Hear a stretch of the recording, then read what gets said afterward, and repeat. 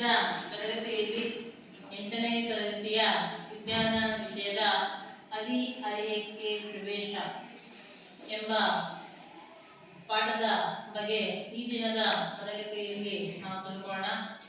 ಇಂದಿನ ತರಗತಿಯಲ್ಲಿ ಅಂದರೆ ಕಳೆದ ತರಗತಿಯಲ್ಲಿ ಈ ಒಂದು ಸಂತಾನೋತ್ಪತ್ತಿ, ಪ್ರಾಣಿಗಳು ಅಥವಾ ಜೀವಿಗಳು ಹೇಗೆ ಸಂತಾನೋತ್ಪತ್ತಿಯನ್ನ ನಡೆಸುತ್ತೆ ಅನ್ನೋದ್ರ ಬಗ್ಗೆ ಇಂದಿನ ತರಗತಿಯಲ್ಲಿ ನೀವು ತಿಳ್ಕೊಂಡಿದ್ದೀರಾ.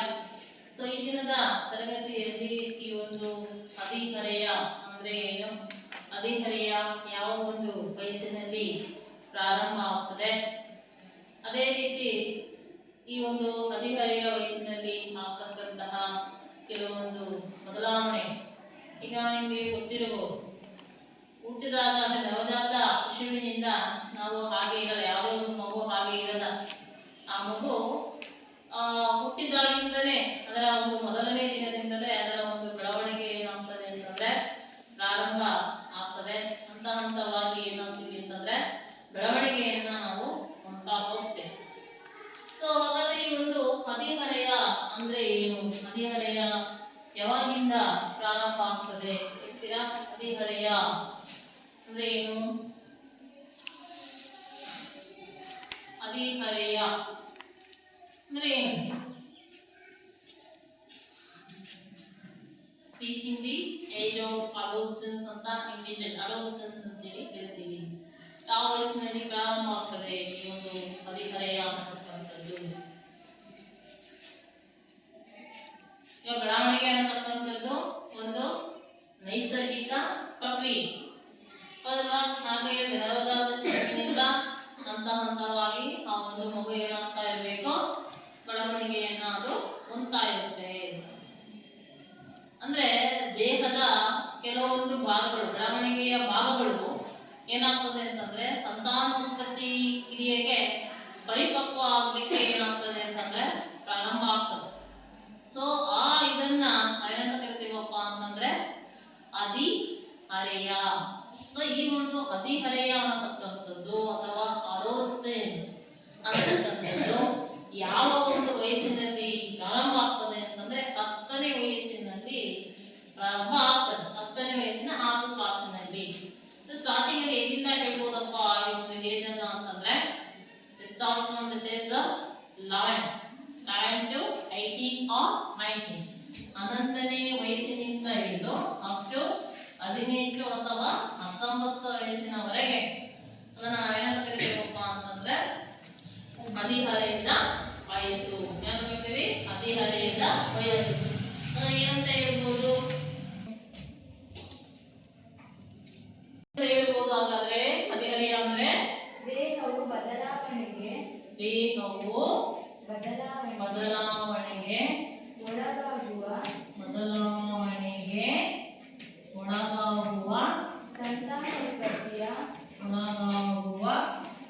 ಸಂತಾನೋತ್ಪತ್ತಿಯ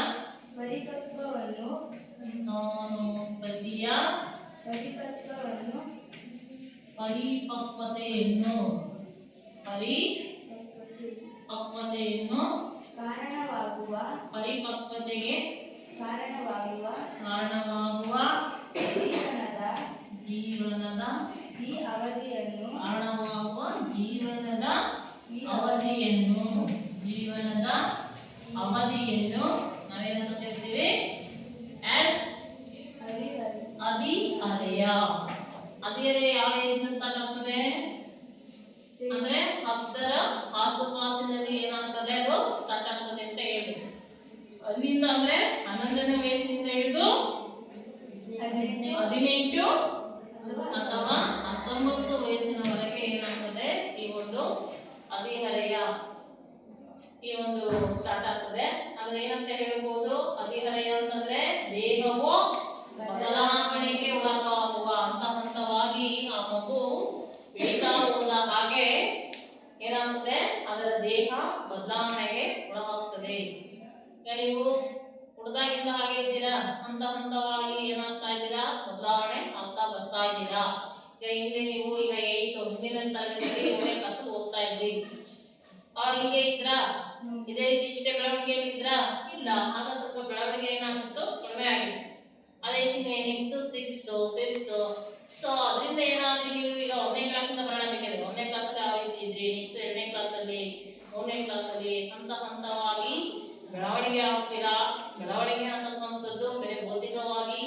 ಆಗ್ತದೆ. ಅದೇ ರೀತಿ ಮಾನಸಿಕವಾಗಿಯೂ ಕೂಡ ಏನಾಗ್ತದೆ, ಕೆಲವೊಂದು ಬದಲಾವಣೆಗಳಾಗ್ತದೆ.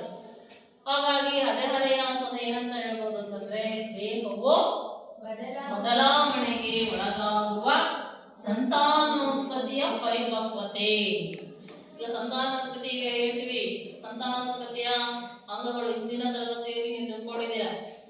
ಹೆಣ್ಮಕ್ಳಲ್ಲಿ ಸಂತಾನೋತ್ಪತ್ತಿಯ ಅಂಗ ಯಾವುದು, ಅದೇ ರೀತಿ ಗಂಡು ಮಕ್ಕಳಲ್ಲಿ ಸಂತಾನೋತ್ಪತ್ತಿಯ ಅಂಗಗಳು ಅವುಗಳು ಯಾವ ಒಂದು ಹಾರ್ಮೋನ್ ಅನ್ನ ಉತ್ಪತ್ತಿ ಮಾಡುತ್ತೆ ಅನ್ನೋದನ್ನ ತಿಳ್ಕೊಂಡಿದ್ದೀವಿ. ಆ ದೇಹ ಬದಲಾವಣೆಗೆ ಒಳಗಾಗೋದ್ರ ಜೊತೆಗೆ ಸಂತಾನೋತ್ಪತ್ತಿ ಏನಾಗಬೇಕು, ಪರಿಪಕ್ವತೆಗೆ ಅದು ಕಾರಣವಾಗಬೇಕು. ಆ ಕಾರಣ ಆಗ್ತಕ್ಕಂಥ ಜೀವನದ ಅವಧಿಯನ್ನ ಏನಂತ ಕರಿತೀವಿ ಅಂತಂದ್ರೆ ಹದಿಹರೆಯ ಅಂತ ಹೇಳಿ ಕರಿತೀವಿ. ಸೊ ಹದಿಹರೆಯ ಅಂತಕ್ಕಂಥದ್ದಾಗಲೇ ಹೇಳಿದೆ, ಅದು ಯಾವ ವಯಸ್ಸಿನಲ್ಲಿ ಪ್ರಾರಂಭವಾಗ್ತದಪ್ಪ ಅಂತಂದ್ರೆ 10ನೇ ವಯಸ್ಸಿನಿಂದ ಆಸುಪಾಸು, 11 ಅಂತ ಹೇಳ್ಬೋದು. 11ರಿಂದ ಟು 18ರಿಂದ 19 ವಯಸ್ಸಿನವರೆಗೆ ಅದು ಇರುತ್ತೆ.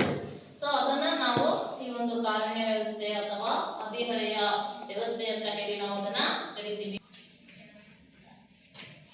ನೋಡಿ, ನಾನು ಆಗಲೇ ಹೇಳಿದೆ, ನೀವೊಂದು ಹದಿಹರೆಯ ವಯಸ್ಸು 11ರಿಂದ ಸ್ಟಾರ್ಟ್ ಆಗಿ 18, 19ವರೆಗೂ ಅದು ಇರುತ್ತೆ ಅಂತ ಹೇಳಿ, ಅಲ್ಲಿಂದ ನೆಕ್ಸ್ಟ್ 13ರಿಂದ 18 ಅಥವಾ 19 ವಯಸ್ಸಿನವರೆಗೆ ಆ ಒಂದು ಜೀವನದ ಅವಧಿಯನ್ನ ಏನಂತ ಕರಿತೀವಪ್ಪ ಅಂತಂದ್ರೆ ಟೀನೇಜರ್ಸ್ ಅಂತ ಹೇಳಿ ನಾವು ಅದನ್ನ ಕರಿತೀವಿ. ಏನಂತ ಕರಿತೀವಿ? ಟೀನೇಜರ್ಸ್. ನೋಡಿ, ಈಗ 13 ಲಾಸ್ಟ್ ವೈಕ್ THIRTEN 13 ಅಂತ ಬರ್ತಲ್ವಾ, 13 ಅಂತ ಬರ್ತಲ್ವಾ, ಟೀನೇಜರ್ಸ್. ಅದೇ ರೀತಿ 14, 15, 16, 17, 18, 19, 20 ಬರಲ್ಲ, 20 ಅಂತ ಬರಲ್ಲ ಅಲ್ವಾ, 20 ಅಂತ ಸ್ಟಾರ್ಟ್ ಆಗ್ತದೆ. ಹಾಗಾಗಿ ಒಂದು 13ರಿಂದ 19 ವಯಸ್ಸಿನವರೆಗೆ ಏನು ಇರ್ತಾರಲ್ಲ, ಸೊ ಅಂಥವರನ್ನ ಏನಂತ ಕರಿತೀವಿ? ಟೀನೇಜರ್ಸ್. ಏನಂತ ಕರಿತೀವಿ? ಟೀನೇಜರ್ಸ್. ಕನ್ನಡದಲ್ಲಿ ಏನಂತಿದೆ? ಕನ್ನಡದಲ್ಲಿ ಅಂತ ಕರೀಬಹುದು ಹದಿಹರೆಯದ ವಯಸ್ಸು ಅಂತ ಅನ್ನೋದನ್ನ ಕರೀಬಹುದು. ಸೊ ಈ ಒಂದು ವಯಸ್ಸಿನಲ್ಲಿ ಅಥವಾ ಈ ಒಂದು ವಯಸ್ಸಿನ ಮಕ್ಕಳಲ್ಲಿ ಸಾಮಾನ್ಯವಾಗಿ ಭೌತಿಕವಾಗಿ ಹಾಗೂ ಮಾನಸಿಕವಾಗಿ ಅವರ ದೇಹದಲ್ಲಿ ಕೆಲವೊಂದು ಬದಲಾವಣೆಗಳು ಏನಾಗ್ತದೆ, ಉಂಟಾಗ್ತದೆ. ಈಗ ಆಗಲೇ ಹೇಳಿದ ಹಾಗೆ ನವಜಾತ ಶಿಶುವಿನಿಂದ ನಾವು ಹಾಗೆ ಇದಲ್ಲ, ಅವರಲ್ಲಿ ಏನಾಗ್ತಾ ಇರುತ್ತಪ್ಪ ಅಂತಂದ್ರೆ ಹಂತ ಹಂತವಾಗಿ ಏನಾಗ್ತಾ ಇರುತ್ತೆ, ಬದಲಾವಣೆಗಳು ಆಗ್ತಾ ಇರುತ್ತೆ. ಆ ಮಗು ಬೆಳವಣಿಗೆ ಆದ ಹಾಗೆ ಅದರ ಒಂದು ದೇಹದಲ್ಲಿ ಕೆಲವೊಂದು ಅಂಗಗಳ ಬೆಳವಣಿಗೆನೂ ಕೂಡ ಏನಾಗ್ತದೆ, ಆಗ್ತಕ್ಕಂಥದ್ದು. ಸೊ ಹಾಗಾಗಿ ಈ ಒಂದು ಟೀನೇಜರ್ಸ್ ಅಂದ್ರೆ ಹೇಳ್ತಾರ 13ರಿಂದ ಆರಂಭವಾಗಿ ಅದು ಎಲ್ಲಿವರೆಗೂ ಇರುತ್ತಪ್ಪ ಅಂದ್ರೆ 18ರಿಂದ 19 ವಯಸ್ಸಿನವರೆಗೂ ಇರಬಹುದು. ಈಗ ಫಸ್ಟ್ ಇದನ್ನ ತಿಳ್ಕೊಳ್ಳಿ, ಹದಿಹರೆಯ ಅಂದ್ರೆ ಏನು, ಆ ಹದಿಹರೆಯ ಯಾವ ಒಂದು ವಯಸ್ಸಿನಲ್ಲಿ ಸ್ಟಾರ್ಟ್ ಆಗ್ತದೆ. ಈಗ ನೋಡೋಣ, ಹದಿಹರೆಯ ಅಂದ್ರೆ ಏನು? ದೇಹವು ಬದಲಾವಣೆಗೆ ಒಳಗಾಗುವ ಸಂತಾನೋತ್ಪತ್ತಿಯ ಪರಿಪಕ್ವತೆಗೆ ಕಾರಣವಾಗುವ ಜೀವನದ ಅವಧಿಯನ್ನು ಹದಿಹರೆಯದವರು ಅಂತೇಳಿ ಕರಿತೀವಿ. ಈ ಕಡೆ ಹೇಳಿ, ಯಾರು ಬೇಗ ಹೇಳ್ಬೇಕು. ಜೋರ ಹೇಳು. ಬೆಳವಣಿಗೆ ಅಲ್ಲ, ಬದಲಾವಣೆಗೆ.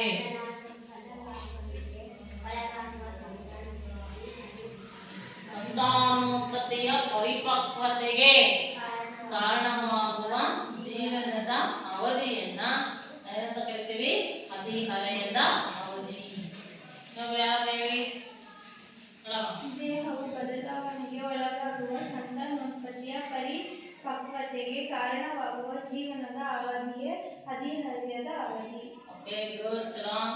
ಈ ಒಂದು ಹದಿಹರೆಯ ಯಾವ ಒಂದು ವಯಸ್ಸಿನಿಂದ ಪ್ರಾರಂಭ ಆಗ್ತದೆ?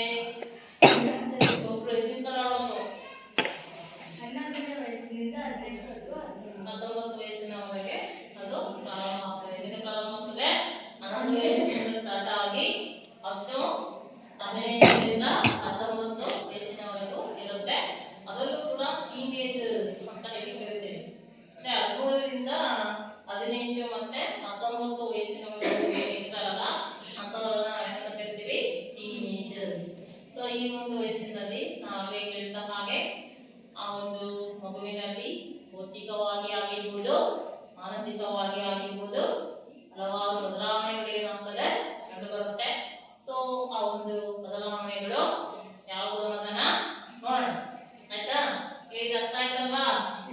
ನೆಕ್ಸ್ಟ್ ನೋಡೋಣ ಆಯ್ತಾ. ಸೊ ಈಗ ನೋಡೋಣ ಈ ಒಂದು ಪ್ರೌಢಾವಸ್ಥೆಯಲ್ಲಿ ಯಾವ ರೀತಿಯಾದಂತಹ ಒಂದು ಬದಲಾವಣೆಗಳು ಉಂಟಾಗುತ್ತೆ ಅಂತ ಹೇಳಿ. ಸೊ ಆಗಲೇ ಹೇಳಿದಾಗೆ ಒಂದು ಪ್ರೌಢಾವಸ್ಥೆಯಲ್ಲಿ ಮಾನಸಿಕ ಹಾಗೂ ಬೌದ್ಧಿಕ ಬದಲಾವಣೆಗಳು ಉಂಟಾಗುತ್ತೆ ಅಂತ ಹೇಳಿದೆ.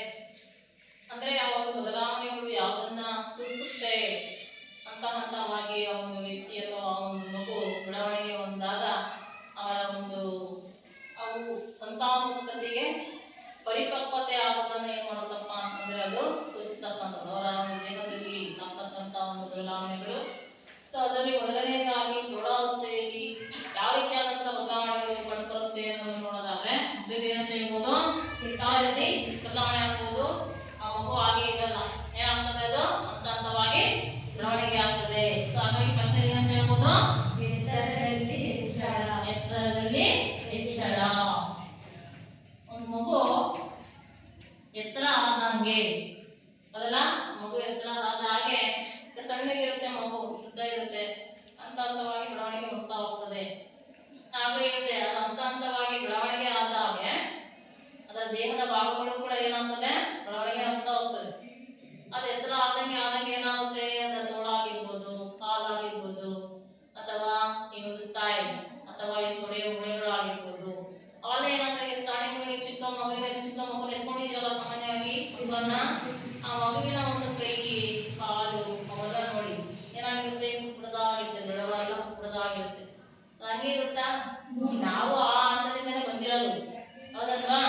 ಸೊ ಅದೇನಾಗುತ್ತೆ, ತರುವಾಯ ಅಂದ್ರೆ ಹಂತದ ನಂತರ ಏನಾಗ್ತದೆ, ಅವೆಲ್ಲ ಬೆಳವಣಿಗೆ ಆಗ್ತದೆ. ಸಣ್ಣ ಸಣ್ಣ ಕೈ ಕಾಲುಗಳೆಲ್ಲ ಇರುತ್ತೆ, ಅವೆಲ್ಲ ಏನಾಗ್ತದೆ, ಬೆಳವಣಿಗೆ ಆಗ್ತಾ ಹೋಗ್ತದೆ.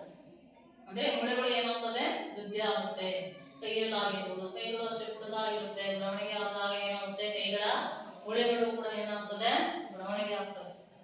ಆ ಬೆಳವಣಿಗೆ ಏನನ್ನ ಸೂಚಿಸುತ್ತಪ್ಪ ಅಂದ್ರೆ ಆ ಮಗು ಎತ್ತರ ಆಗೋದನ್ನ ಅದು ಸೂಚಿಸ್ತಕ್ಕಂಥದ್ದು. ಅಂದ್ರೆ ಕೈ ಮತ್ತೆ ಕಾಲು ಅಥವಾ ತೋಳುಗಳಲ್ಲಿ ಇರ್ತಕ್ಕಂಥ ಒಂದು ಮೂಳೆಗಳು ಏನಾಗ್ತದೆ, ಎತ್ತರ ಆಗ್ಲಿಕ್ಕೆ ಅದು ಕಾರಣ ಆಗ್ತದೆ, ಹೆಚ್ಚಳ ಆಗ್ಲಿಕ್ಕೆ ಕಾರಣ ಆಗ್ತದೆ. ಅದೇ ರೀತಿ ಸಾಮಾನ್ಯವಾಗಿ ಹೇಳ್ಬೇಕು ಅಂತಂದ್ರೆ ಆಮೇಲೆ ನಾನು ಹೇಳಿದೆ, ಇವರು teenagers, that is 13 to 18 and 19 and adolescence stage ಅಂತ ಹೇಳಿ ಅದನ್ನ ನಾವು ಕರಿತೀವಿ. ಸೊ ಅದರಲ್ಲಿ ಏನಾಗುತ್ತಪ್ಪ, ಯಾವ ಒಂದು ಏಜ್ ಅಲ್ಲಿ ಈಗ ನೋಡಿರ್ಬೋದು, ಕೆಲವೊಂದು ಮಕ್ಕಳು ಸ್ಟಾರ್ಟಿಂಗ್ ಅಲ್ಲಿ ಪ್ರೈಮರಿ ಸ್ಟೇಜ್ ಅಲ್ಲಿ ಏನಾಗಿರ್ತವೆ, ಚಿಕ್ಕದಾಗಿರ್ತವೆ, ಪುಟ್ಟದಾಗಿರ್ತವೆ.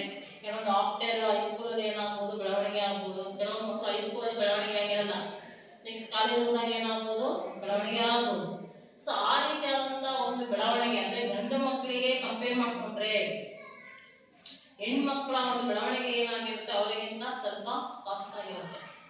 ಅರ್ಥ ಆಗ್ತಾ ಇದೆಯಾ? ಗಂಡು ಮಕ್ಕಳಿಗೆ ಕಂಪೇರ್ ಮಾಡ್ಕೊಂಡ್ರೆ ಹೆಣ್ಣು ಮಕ್ಕಳ ಒಂದು ಎತ್ತರದಲ್ಲಿ ಹೆಚ್ಚಳ ಅನ್ನತಕ್ಕಂಥದ್ದು ಈ ಏಜ್ ಅಲ್ಲಿ ಏನಾಗ್ಬೋದಪ್ಪ ಅಂದ್ರೆ 2 ಪಟ್ಟು ಯಾರಲ್ಲಿ ಹೆಚ್ಚಳ ಇರುತ್ತಪ್ಪ ಅಂತಂದ್ರೆ ಹೆಣ್ಣು ಮಕ್ಕಳಲ್ಲಿ ಹೆಚ್ಚಳ ಇರುತ್ತೆ. ಸೊ ಅದನ್ನ ನೋಡಿ, ಇಲ್ಲಿ ಎಷ್ಟು ಹೆಚ್ಚಳ ಇದೆ ಅಂತ ಅಂದ್ರೆ ನೋಡಿ, ಇಲ್ಲಿ ಪ್ರೌಢ ವ್ಯವಸ್ಥೆಯಲ್ಲಿ ಅತ್ಯಂತ ಗಮನಾರ್ಹವಾದಂತಹ ಬದಲಾವಣೆ ಅಂತಂದ್ರೆ ನೀಳವಾದಂತಹ ಮೂಳೆಗಳು ಅಂದರೆ ತೋಳುಗಳು ಹಾಗೂ ಕಾಲುಗಳ ಮೂಳೆಗಳು ಉದ್ದವಾಗಿ ವ್ಯಕ್ತಿಯೊಬ್ಬ ಎತ್ತರವಾಗುವಂತೆ ಮಾಡುತ್ತೆ. ಸೊ ಅದರಲ್ಲಿ ನೋಡಿ, ವಯಸ್ಸು ಮತ್ತೆ ವರ್ಷಗಳಲ್ಲಿ 8 ವರ್ಷದಲ್ಲಿ ನಾವೇ ಹೇಳಿದ ಹಾಗೆ ಹುಡುಗರಲ್ಲಿ ಎಷ್ಟಿರುತ್ತಪ್ಪ ಅಂದ್ರೆ 72% ಇದ್ರೆ ಹುಡುಗಿಯರಲ್ಲಿ 77%. ಅದೇ ರೀತಿ 9 ವಯಸ್ಸಲ್ಲಿ ನೋಡಿ 75% ಇದೆ, ಹುಡುಗಿಯರಲ್ಲಿ 81. ಅಂದ್ರೆ ಇಲ್ಲಿ ಯಾರಲ್ಲಿ ಹೆಚ್ಚಳ ಕಂಡು ಬರ್ತಾ ಇದೆ, ಹುಡುಗಿಯರಲ್ಲಿ ಹೆಚ್ಚಳ ಅನ್ನತಕ್ಕಂಥದ್ದು ಕಂಡು ಬರ್ತಾ ಇದೆ. ಅದೇ ರೀತಿ 10 ವರ್ಷದಲ್ಲಿ 78% ಹುಡುಗರಲ್ಲಾದ್ರೆ ಹುಡುಗಿಯರಲ್ಲಿ 84%. 11 ವರ್ಷದಲ್ಲಿ ಹುಡುಗರಲ್ಲಿ 81% ಆದ್ರೆ ಹುಡುಗಿಯರಲ್ಲಿ 88%. ಅದೇ ರೀತಿ 12 ವರ್ಷದಲ್ಲಿ 84% ಬಂದ್ರೆ ನೆಕ್ಸ್ಟ್ ಹುಡುಗಿಯರಲ್ಲಿ 91%. ಅದೇ ರೀತಿ 13 ವರ್ಷದಲ್ಲಿ ಹುಡುಗಿಯರಲ್ಲಿ 88% ಬಂದ್ರೆ ಸೊ ಹುಡುಗಿಯರಲ್ಲಿ 95%. 14 ವರ್ಷಕ್ಕೆ ಬಂದ್ರೆ 92% ಹುಡುಗರಲ್ಲಿ, 98% ಹುಡುಗಿಯರಲ್ಲಿ. ಅಂದ್ರೆ ಇಲ್ಲಿ ಗಮನಾರ್ಹವಾಗಿ ಹೆಚ್ಚಳ ಯಾವುದು ಕಂಡು ಬರ್ತಾ ಇದೆ, ಯಾರಿಗೆ ಕಂಡು ಬರ್ತಾ ಇದೆ, ಹುಡುಗಿಯರಲ್ಲಿ ಕಂಡು ಬರ್ತಾ ಇದೆ. ಅಂದ್ರೆ ಅದೇ ಏಜ್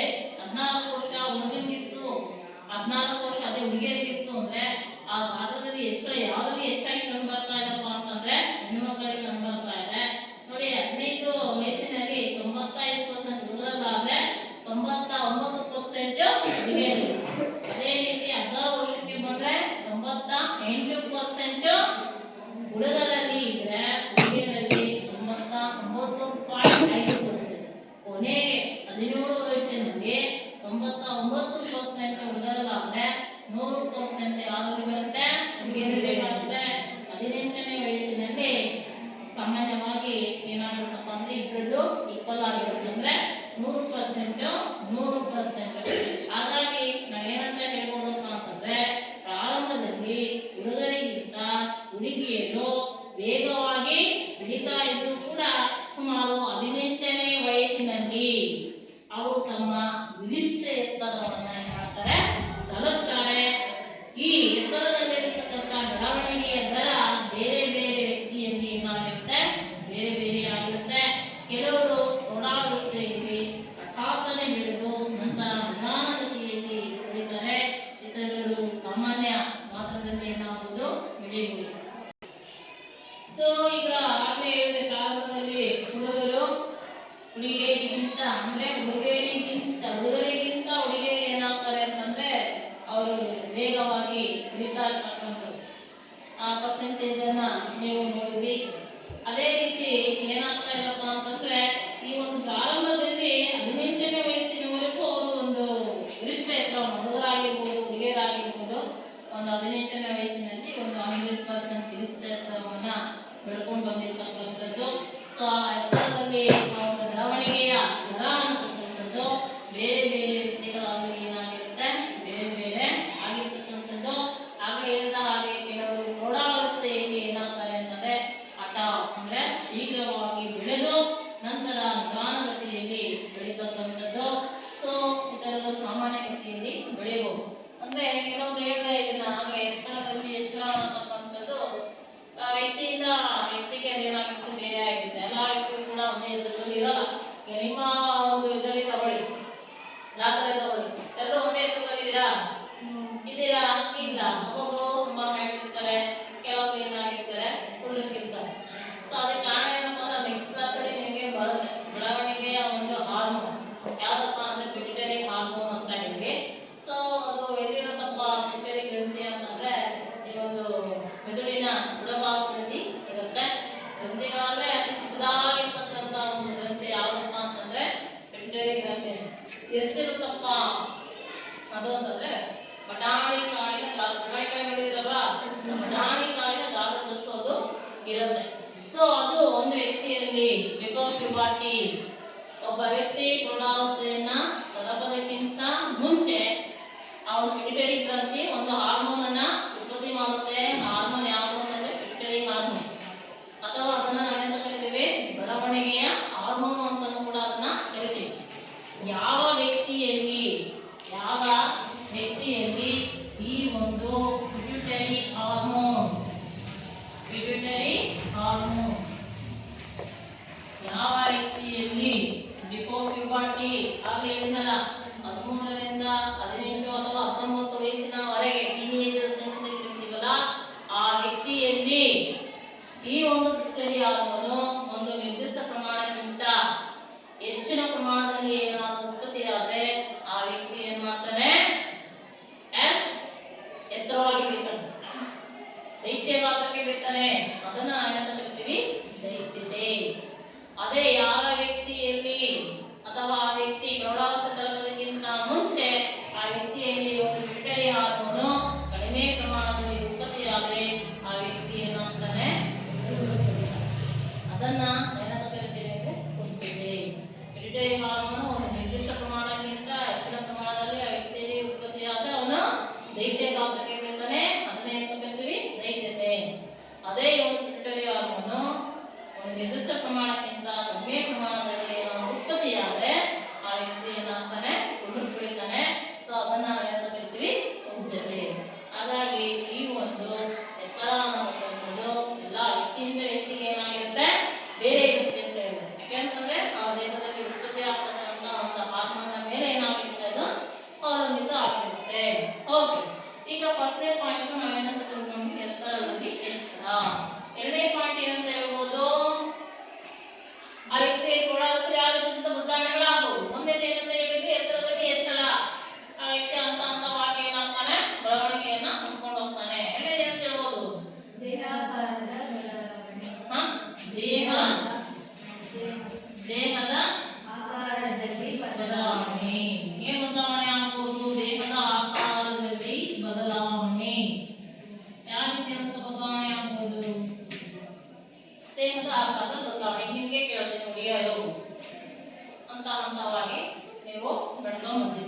ಬೆಳವಣಿಗೆ ಆಗ್ತಾ ಇದೆ ಅಲ್ವಾ. ಹುಡುಗರಲ್ಲಿ ಯಾವ ರೀತಿ, ಈಗ ಹುಡುಗರು ಬೇಡ, ನಿಮ್ ಹುಡುಗಿಯರಲ್ವಾ, ನಿಮ್ ಹುಡುಗಿಯರಲ್ಲಿ ಯಾವ ರೀತಿ ಬದಲಾವಣೆ ಆಗ್ಬೋದು, ಯಾವ್ದು ಬದಲಾವಣೆ ಆಗ್ಬೋದು, ದೇಹದ ಆಕಾರದಲ್ಲಿ ಬದಲಾವಣೆ, ಯಾವ ರೀತಿಯಾದ ಬದಲಾವಣೆ ಆಗ್ಬೋದು, ಹುಡುಗರಲ್ಲಿ ಬೇರೆ ರೀತಿ ಬದಲಾವಣೆ ಆಗ್ತದೆ, ಹುಡುಗಿಯರಲ್ಲೂ ಕೂಡ ಬೇರೆ ರೀತಿ ಬದಲಾವಣೆ ಆಗ್ತದೆ. ಈಗ ಹುಡುಗರಲ್ಲಿ ಅಂದ್ರೆ ಹುಡುಗಿಯರ ಒಂದು ಸಂತಾನೋತ್ಪತ್ತಿಯ ಅಂಗ ಯಾವುದು ಅಂತ ಕೇಳಿದಾಗ ಕ್ಲಾಸಲ್ಲಿ ಹೇಳಿದ್ವಲ್ಲ, ಪಠ ಮಾಡಿದ್ವಲ್ಲ, ಹೋಗಿ ಅನ್ಬೇಡಿ. ಈಗ ಹುಡುಗಿಯರಲ್ಲಿ ಆ ಒಂದು ಪ್ರೌಢಾವಸ್ಥೆಯಲ್ಲಾಗಿರ್ಬೋದು ಯಾವ ರೀತಿಯಾದಂತಹ ದೇಹದ ಒಂದು ಆಕಾರದಲ್ಲಿ ಬದಲಾವಣೆ ಆಗ್ಬೋದು.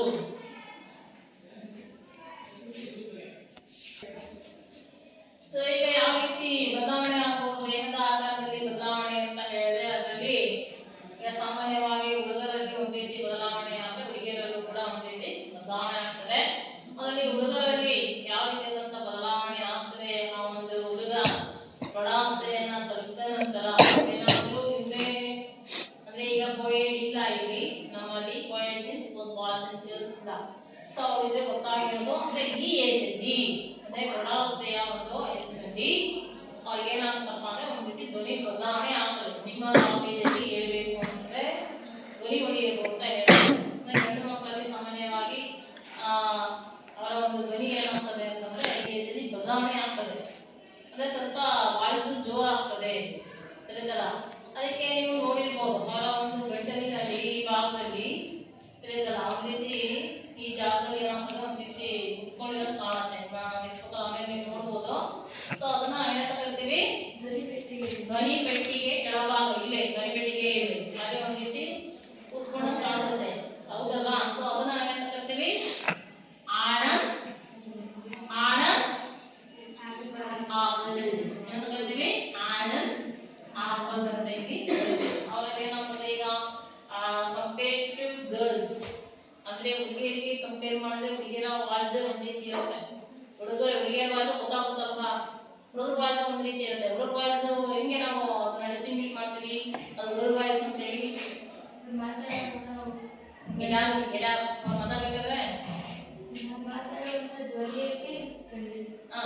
ಹೆಂಗ್ ಕಂಡಿಡ್ತೀರಾ, ಧ್ವನಿ ಚೇಂಜ್ ಅಂದ್ರೆ ಜೋರಾಗಿರ್ತೋ, ಅವರ ಗಟ್ಟಿ ಅನ್ನೋ ಕೈಲಿ ಮಾತಾಡಕ್ಕಾಗಲ್ಲ, ಹೌದಪ್ಪ, ಜೋರಾಗಿ ಮಾತಾಡಕ್ಕಾಗಲ್ಲ, ಆ ಧ್ವನಿ ವಾಯ್ಸ್ ಏನಿರುತ್ತೆ ಚೇಂಜಸ್ ಇರುತ್ತಲ್ಲ. ಅದೇ ರೀತಿ ಹುಡುಗಿಯರಿಗೆ ಕಂಪೇರ್ ಮಾಡ್ಕೊಂಡ್ರೆ ಅಷ್ಟು ವಾಯ್ಸ್ ಪಿಚ್ ವಾಯ್ಸ್ ಅಂತ ಹೇಳ್ತೀವಿ, ಅಷ್ಟು ಜೋರಾಗಿ ನಮ್ಗೆ ಏನ್ ಮಾಡ್ಲಿಕ್ಕೆ ಬರಲ್ಲ, ಮಾತಾಡ್ಲಿಕ್ಕೆ ಬರಲ್ಲ. ಅಂದ್ರೆ ಈ ಏಜ್ ಅಲ್ಲಿ ಅವರಿಗೆ ಏನಾಗುತ್ತಪ್ಪ ಅಂತಂದ್ರೆ ಇದು ಯಾವಾಗೋ 13 to 18 or 19 years ಒಳಗಡೆ ಅವರಲ್ಲಿ ಏನಾಗ್ತದಪ್ಪ ಅಂದ್ರೆ ಈ ಚೇಂಜಸ್ ಕಂಡುಬರುತ್ತೆ. ಸ್ವಲ್ಪ ದಿನ ಅವ್ರ ಒಂದು ವಾಸೆ ಬದಲಾಗುತ್ತೆ, ಆಮೇಲೆ ಅದು ಏನಾಗ್ತದೆ ಸರಿ ಆಗ್ತದೆ.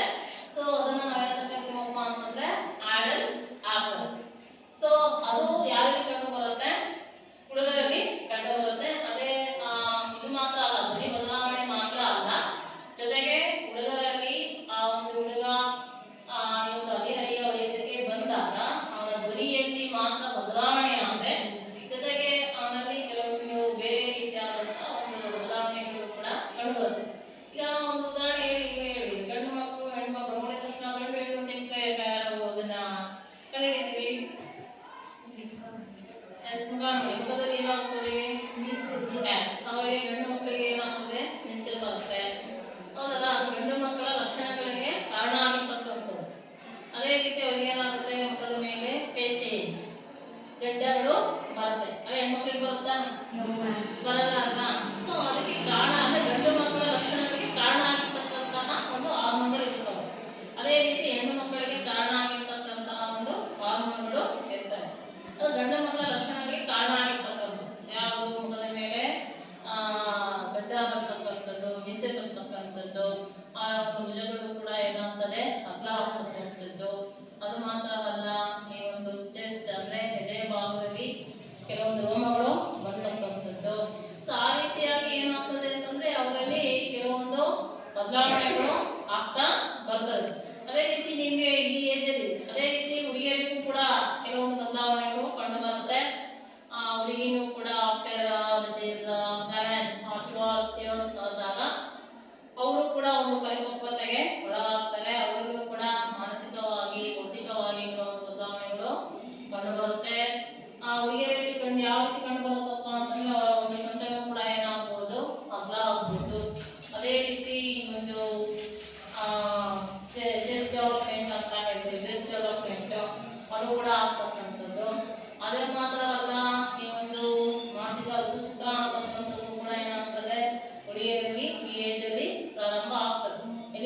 ಪ್ರಾರಂಭವಾಗುವುದು ಋತುಚಕ್ರ ಸಾಮಾನ್ಯವಾಗಿ ಈ ಇಂದಿಸೆರ ಅಂದ್ರೆ ಈ ಇದರಲ್ಲಿ ಮಾತ್ರ ಏನಾಗ್ತಾ ಇದೆ ಅಂತಂದ್ರೆ ಹೆಣ್ಮಕ್ಳು ಕೂಡ ಬೇಗ ಈ ಒಂದು ಋತುಮತಿಯನ್ನ ಆಗ್ತಾರೆ. ಯಾವ ವಯಸ್ಸಿನಲ್ಲಪ್ಪ ಅಂತಂದ್ರೆ ಮುಂಚೆ ಎಲ್ಲ ಏನಾಗದಪ್ಪ ಅಂದ್ರೆ 14 ವಯಸ್ಸಿಗೆ ಆಗೋರು, 14-15 ವಯಸ್ಸಿಗೆ. ಈಗ ಆ ರೀತಿ ಎಲ್ಲ ಏನು ಫುಡ್ ಪ್ರಾಬ್ಲಮ್ ಅಥವಾ ಬೇರೆ ಏನು ಕಾರಣ ಅಂತ ಗೊತ್ತಿಲ್ಲ. 11 ವಯಸ್ಸಿಗೆ ಏನಾಗ್ತದೆ ಅಂತಂದ್ರೆ ಈ ಕಾಲದಲ್ಲಿ ಹೆಣ್ಣು ಮಕ್ಕಳು ಋತುಮತಿ ಆಗ್ತಾರೆ, ತಿಳಿತಾ.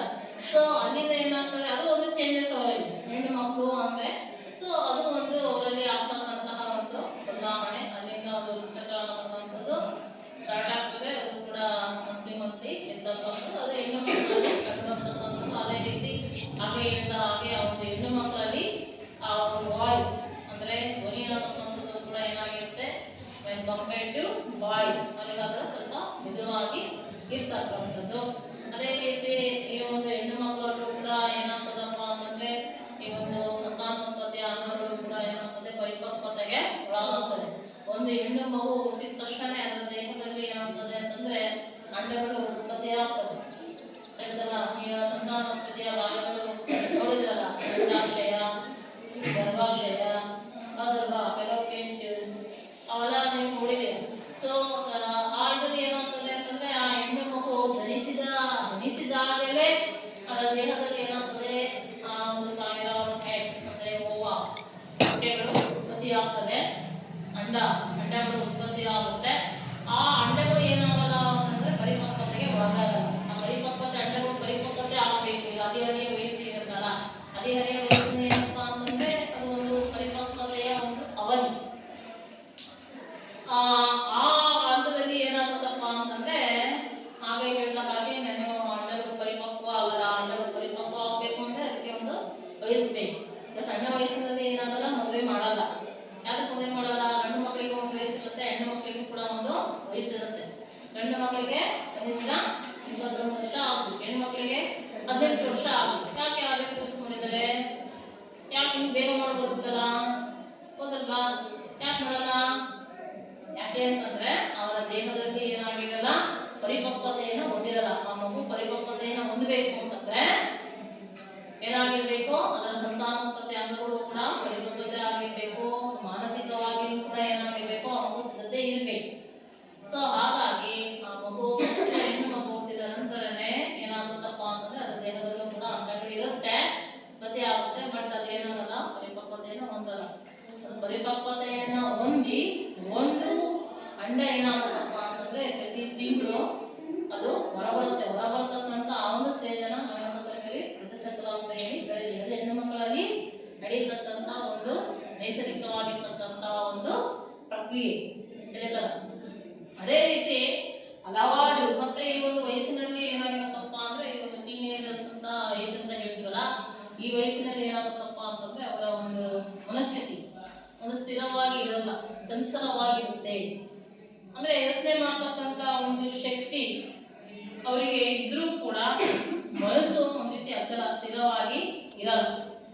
ಆ ರೀತಿ ಕೆಲವೊಂದು ಬದಲಾವಣೆಗಳು ಈ ಒಂದು ಗಂಡು ಮಕ್ಕಳಲ್ಲಾಗಿರ್ಬೋದು, ಹೆಣ್ಣು ಮಕ್ಕಳಲ್ಲಾಗಿರ್ಬೋದು ಅದು ಕಂಡು ಬರ್ತಕ್ಕಂಥದ್ದು.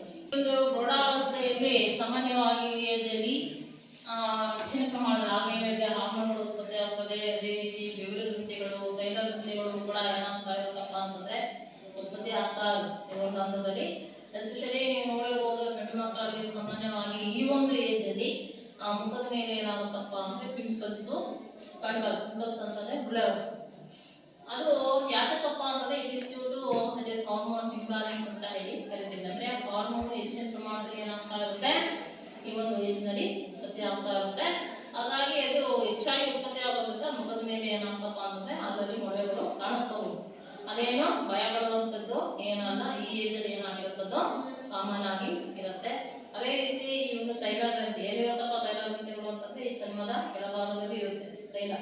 ಅದೇನ್ ಮಾಡುತ್ತಪ್ಪ ಅಂದ್ರೆ ಅದು ಕೂಡ ಹೆಚ್ಚಿನ ಪ್ರಮಾಣದಲ್ಲಿ ಆಯಿಲ್ ಗ್ಲ್ಯಾಂಡ್ಸ್ ಅಂತ ಕರಿತೀವಿ. ಆಯಿಲ್ ಅನ್ನ ಅಂದ್ರೆ ತೈಲವನ್ನ ಅದು ಉತ್ಪತ್ತಿ ಮಾಡ್ತಾರೆ. ಸೊ ಹಾಗಾಗಿ ನಾನೇ ಹೇಳಿದ ಹಾಗೆ ಒಂದು ಮುಖದ ಮೇಲೆ ಒಳಗಡೆ ಏನಾಗ್ತದೆ ಕಾಣಿಸ್ಕೊಳ್ತದೆ. ಸೊ ಈ ರೀತಿಯಾಗಿ ಹಲವಾರು ಇನ್ನೂ ಕೆಲವೊಂದು ಬದಲಾವಣೆಗಳಿದೆ. ಸೊ ಈ ಕ್ಲಾಸಲ್ಲಿ ನಿಮಗೆ ಇದನ್ನ ಹೇಳಿದ್ದೀನಿ. ಒಂದು ಪ್ರೌಢಾವಸ್ಥೆಯಲ್ಲಿ ಉಂಟಾಗ್ತಕ್ಕಂಥ ಬದಲಾವಣೆಗಳು ಯಾಕಪ್ಪ ಅಂತಂದ್ರೆ ಒಂದು ಎತ್ತರದಲ್ಲೇ ಹೆಚ್ಚಳ, ಅದೇ ರೀತಿ ಒಂದು ದೇಹದ ಆಕಾರದಲ್ಲಿ ಬದಲಾವಣೆ ಆಗ್ತದೆ. ಸೊ ಅದು both in boys and girls ಇದರಲ್ಲಿ ಮತ್ತೆ ಹುಡುಗಿಯರಲ್ಲಿ ಆಗ್ತದೆ.